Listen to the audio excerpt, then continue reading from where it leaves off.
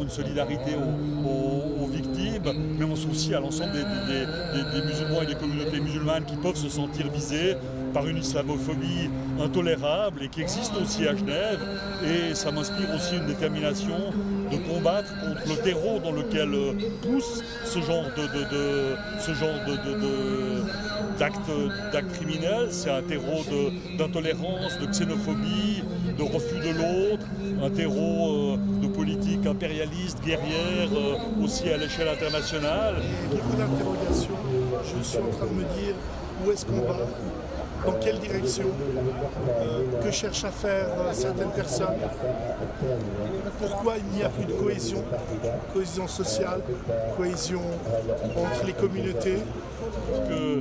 Heureusement, au contraire, ce genre d'acte suscite aussi des réactions de solidarité, des réactions des gestes d'amitié, des gestes de solidarité concrète et suscite plus d'horreur qu'elle ne suscite, plus d'horreur et de rejet qu'elle ne suscite d'émules et de partisans. Donc je crois que la bataille contre ce genre de choses, nous pouvons et nous allons la gagner. C'est pour ça que je suis ici. C'est pour ça que nous sommes un certain nombre à être sur la place des Nations à Genève. Vous savez, avant toute chose, c'est une question de droit. En islam aussi, c'est une question de droit. Le droit que vous avez aujourd'hui, certains ne l'ont pas. Le droit que j'ai, dans d'autres pays, ne l'ont pas. Et la très grande différence, c'est qu'il y a 2 poids, 2 mesures. Et on l'a vu pendant les événements de Charlie Hebdo. On a vu le monde se dresser contre le terrorisme islamique, entre guillemets. Je mets vraiment les guillemets. Et aujourd'hui, on ne voit plus personne. Il y a 2 poids, 2 mesures sur cette planète. Et c'est là où je suis en train de me dire, à quoi joue-t-on? Que cherchent à faire les autorités?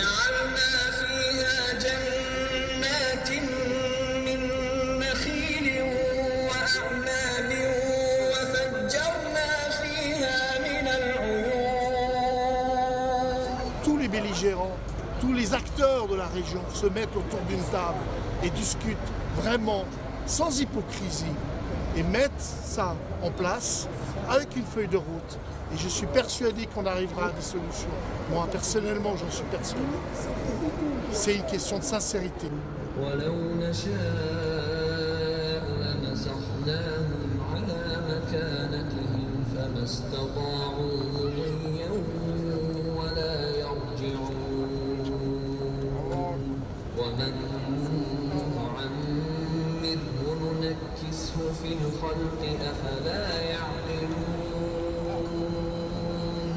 C'est avec une profonde tristesse que nous avons appris les nouvelles affligeantes des crimes terroristes qui ont secoué la communauté musulmane en Nouvelle-Zélande. 50 personnes ont été tuées et une cinquantaine ont été blessées, dont les enfants dans 2 mosquées de Christchurch. Union de l'Organisation musulmane de Genève condamne avec la plus grande fermeté ces attaques lâches et ce crime contre l'humanité. Les images montrent un assaillant filmant lui-même ces actes odieux, tirant de sang-froid sur des hommes et des femmes venant paisiblement faire leur prière dans une mosquée, juste avant leur office. Nous exprimons nos condoléances les plus sincères aux familles de ces nombreuses victimes innocentes. Bismillah ar-Rahman ar-Rahim. Alhamdulillah Rabbil Alamin wa salatu wa salam ala ashraf al-mursalin.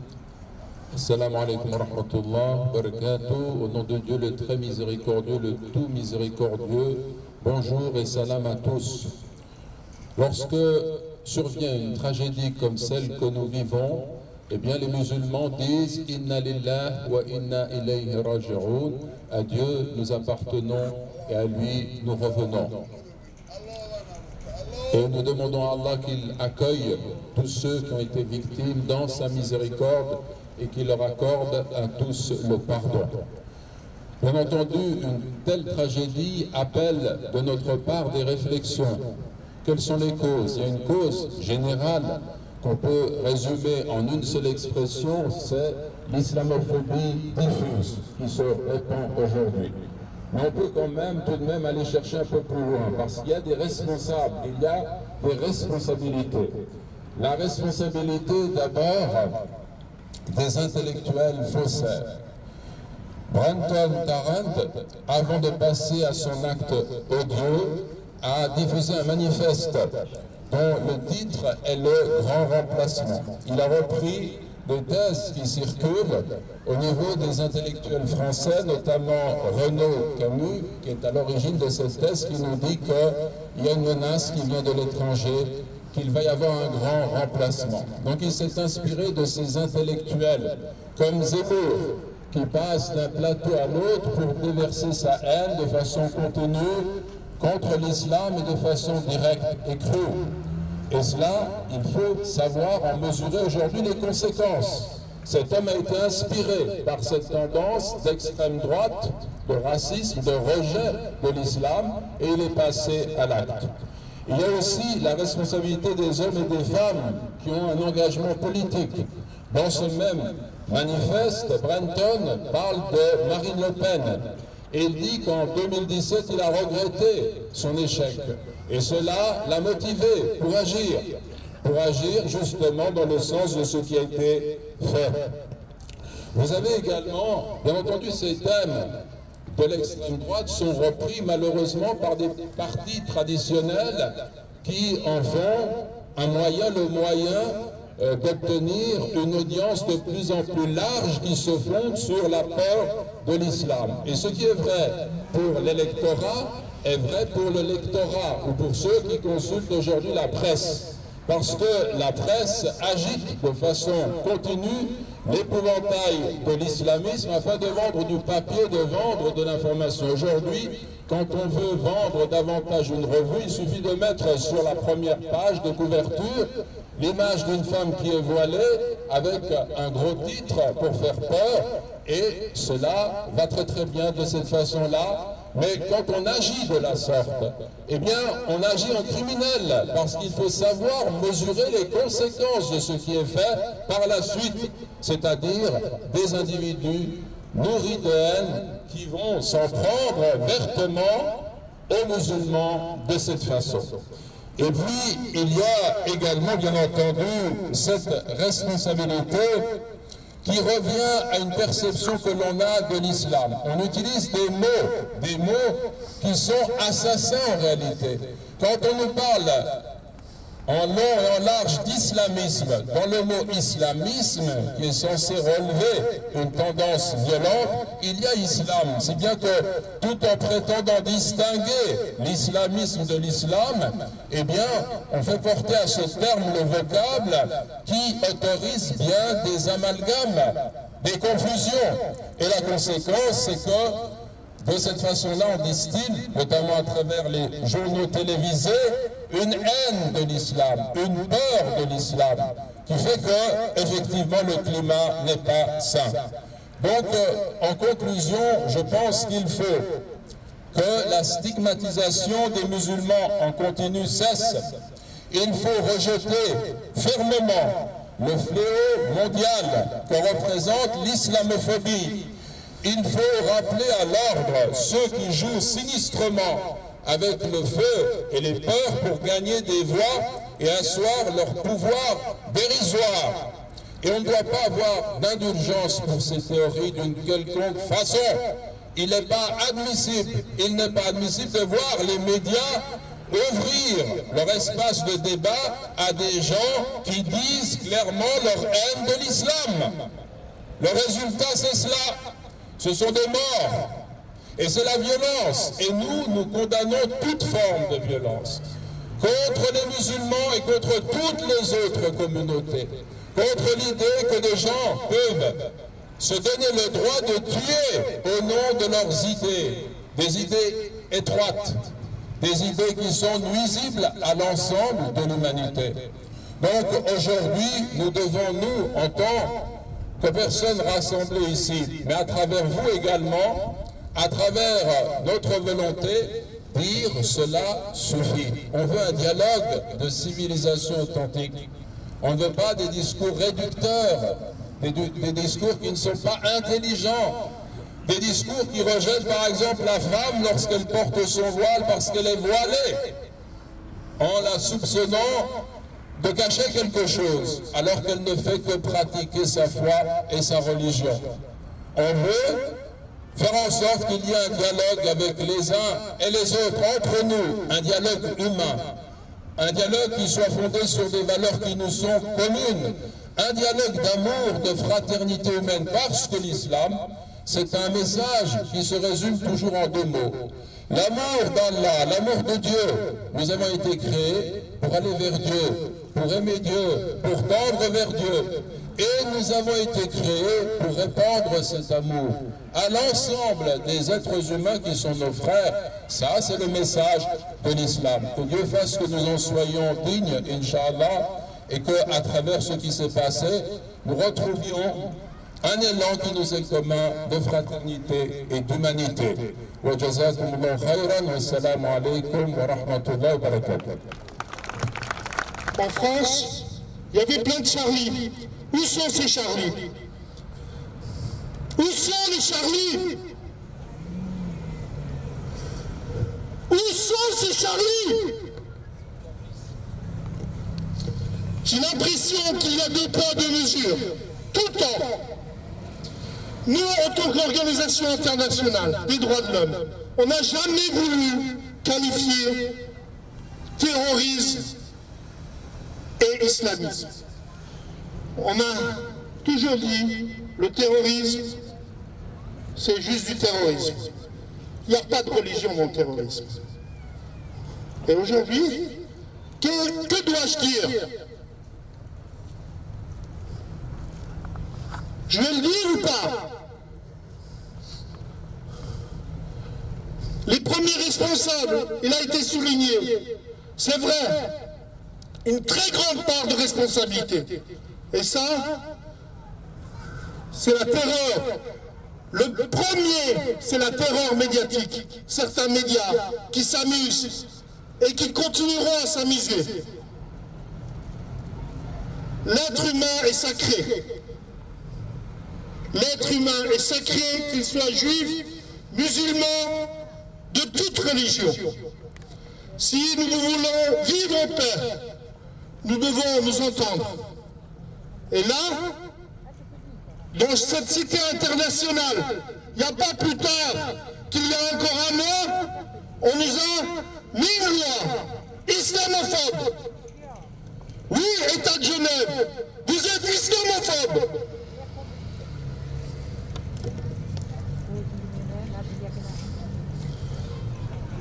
Après l'exemple de la ministre néo-zélandaise, où sont les autorités?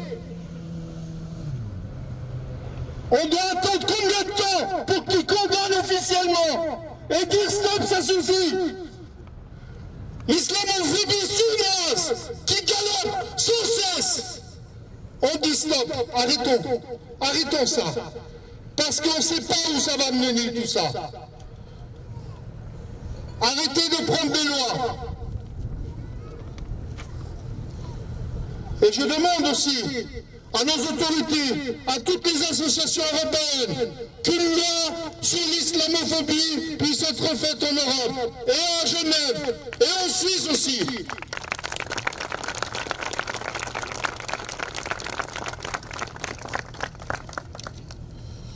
Nous demandons aussi la protection des lieux de culte musulmans à Genève et dans toute la Suisse, au moins le jour de prière, le vendredi, au moins une fois par semaine. Nous jugerons les gens par leurs actes.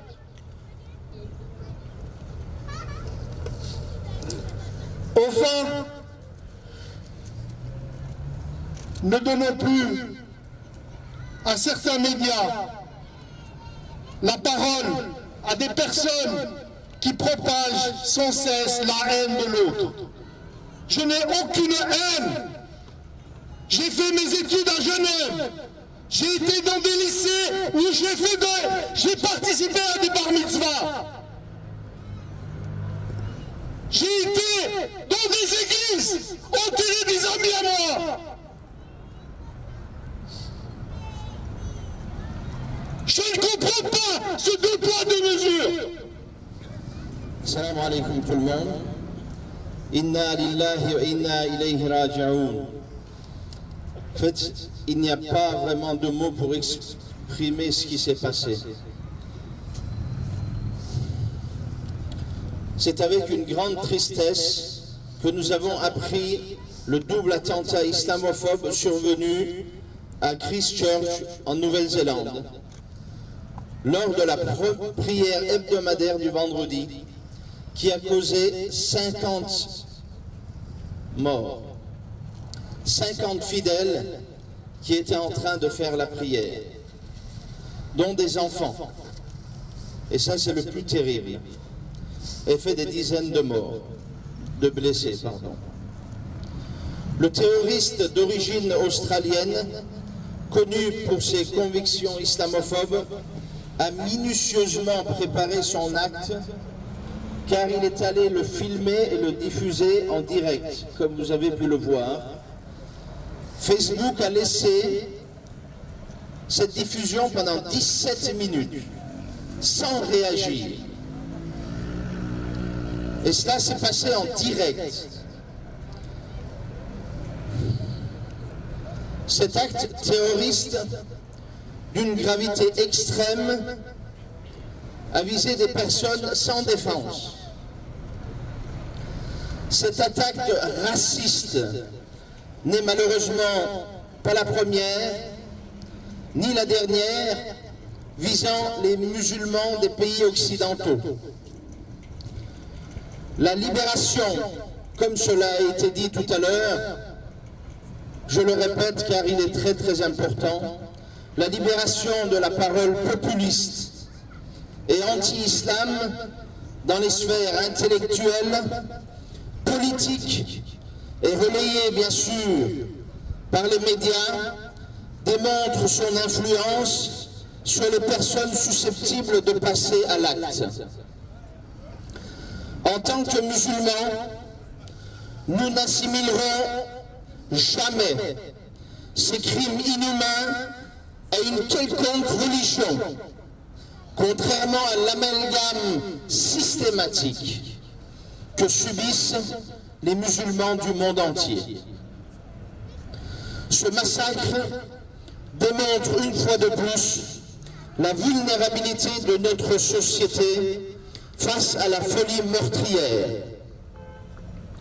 face à ce danger, car c'est un danger non pas seulement pour les musulmans, mais c'est un danger pour toute la société et pour le monde entier. Face à ce danger, nous invitons les autorités compétentes à prendre toutes les mesures nécessaires pour la protection des lieux de culte, comme l'a précisé mon ami Ender, au moins une fois par semaine, car le danger est là à notre porte. La protection des lieux de culte et demandons vivement la pénalisation des actes islamophobes, parce qu'il y a une montée incroyable, inimaginable de cette montée islamophobe, et il faut appeler un chat, et malheureusement, le monde politique en Europe et en Suisse ne veut pas appeler ces actes islamophobes. J'ai suivi un peu les médias en Europe et en Suisse pour voir s'il y avait un ou des dirigeants politiques qui allaient appeler ça terreur islamophobe. Non, malheureusement. Donc nous demandons vivement la pénalisation des actes islamophobes. Au même titre, on ne demande rien de plus, au même titre que l'antisémitisme ou l'homophobie. Rien de plus. COGEP International tient à exprimer sa totale compassion pour les familles endeuillées et appelle tous les citoyens, et pas seulement la communauté musulmane, mais tous les citoyens à la solidarité fraternelle. Merci beaucoup. Alors, nous avons été tous plus que choqués. Je crois que le choc de ce qui s'est produit. Effectivement, on parle d'islamophobie, c'est clair, mais cette islamophobie, il faut se demander d'où elle vient. Il y a plusieurs intervenants qui ont déjà fait référence à la responsabilité des médias, qui, certainement sous pression d'intérêts politiques, en grande partie de l'Écosse, s'obstinent à dépeindre l'islam comme une religion violente. Ce qui est curieux que dans les autres communautés religieuses, il y a aussi des franges extrémistes, les bouddhistes, les hindous, les juifs, les chrétiens. Est-ce que le même phénomène se produit? Parce que aussi, quand il y a quelques-uns qui commettent des atrocités, on incrimine toute la religion et tous les gens qui la pratiquent. Non, ce n'est pas le cas. Donc, c'est clair qu'ici, il y a une intention, une volonté derrière de rendre l'islam le plus noir possible. Pourquoi ils ne sont pas là aujourd'hui? Pourquoi ils ne sont pas là, toutes ces personnes-là? Tout simplement parce qu'on est des musulmans. Parce que ceux qui sont morts dans cette attaque sont musulmans. Il s'agit d'une discrimination totale. Et je ne comprends pas. Pourquoi, à chaque fois, on ne parle pas d'islamophobie? Pourquoi l'islam est toujours mis en avant quand il s'agit d'autres attentats ou d'autres terrorismes?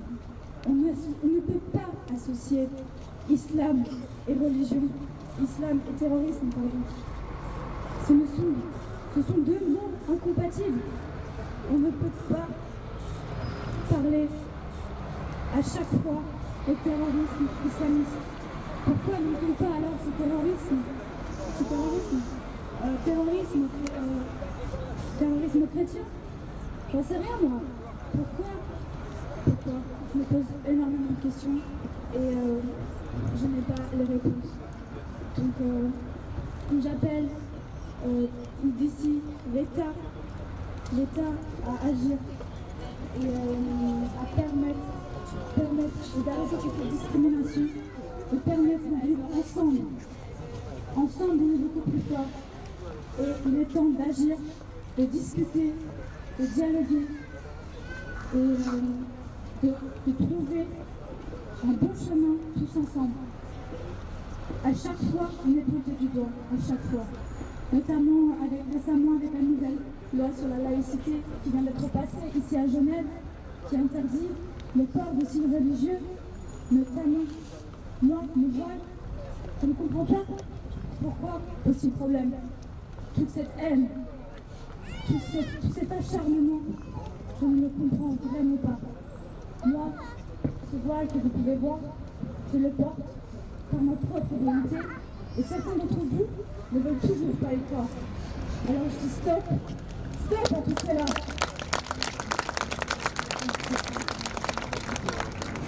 Nous sommes condamnés par des lois. Des lois devraient être proposées, des lois devraient être votées et des lois doivent entrer en vigueur pour punir toutes les personnes qui auraient, ne serait-ce qu'un propos discriminatoire ou un propos raciste, fasciste à l'encontre de l'islam ou d'une autre religion. Donc voilà, c'est ce que j'ai voulu exprimer aujourd'hui. يعني هنا في جنيف في أحد المساجد في جنيف أطفال صغار يدخلون إلى المسجد ويسألون أستاذتهم أو معلمتهم يسألونهم أو يعبرون على الخوف لما رأوا ماذا وقع في نيوزيلندا. هم لم يشعروا ولن يشعروا الآن بالأمن، يدخلون إلى المسجد وفي ذهنهم ما وقع في نيوزيلندا، يخافون من المساجد. وهذه من بين الرسائل التي يريد الإرهابي أن يوصلها للمسلمين كبارا أو صغارا لكي لا يدخلوا المساجد. لا، نقول حق كل إنسان أن يتدين، حقه في المعتقد وحقه أن يدخل المساجد وأن يدخل الكنيسة وأن يدخل الدين. Je profite juste de prendre 2 minutes, je ne vais pas vous retenir longtemps. Je voudrais finir sur une note plus positive. En fait, j'ai entendu beaucoup de témoignages, on a interpellé beaucoup de gens, etc. Mais je voudrais rappeler que, avoir une note positive, qu'il faut répandre l'amour en fait, qu'avant les médias, avant les réseaux sociaux, avant tout ça, les ambassadeurs, c'est moi, vous, tous qui êtes présents là, on représente avant tout nous-mêmes l'islam, et que je ne veux pas continuer à dire qu'on se bat contre la haine ou l'islamophobie, mais qu'on construise une paix, qu'on répande l'amour, qu'on fasse ça main dans la main. Peut-être qu'il faudrait qu'on commence aussi à s'ouvrir un peu plus vers les autres. Peut-être prochain Ramadan, invitez vos voisins qui sont non-croyants, chrétiens, juifs, athées, bouddhistes, quoi que ce soit. Invitez juste vos voisins à venir manger chez vous sans rien attendre en retour. Le but, c'est pas de les convertir, c'est juste leur montrer qui on est, ouvrir les portes, montrer qu'on n'a rien à cacher. Peut-être nous aussi, à Noël, faire des gâteaux, leur souhaiter joyeux Noël, ne pas se poser la question est-ce que ça se fait ou pas de souhaiter joyeux Noël à son voisin qui nous le dit. Il le fait avec amour et paix, faisons aussi de même. Et je pense que si on s'ouvre chacun, si on fait le premier pas, eux aussi le feront au retour. Et en fait, c'est même pas eux et nous, c'est nous tous en fait, main dans la main. C'est soit on apprend à tous s'aimer ensemble, soit je sais plus qui avait dit ça, soit on crèvera tous ensemble, tous chacun dans son coin en fait. Donc aimons-nous et faisons le premier pas et peut-être que ça aidera. Merci à tous.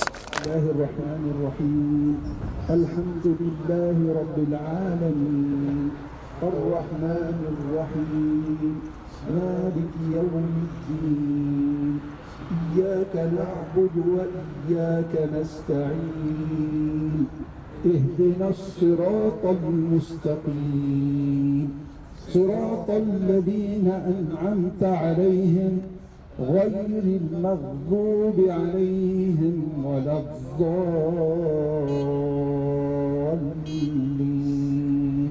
آمين.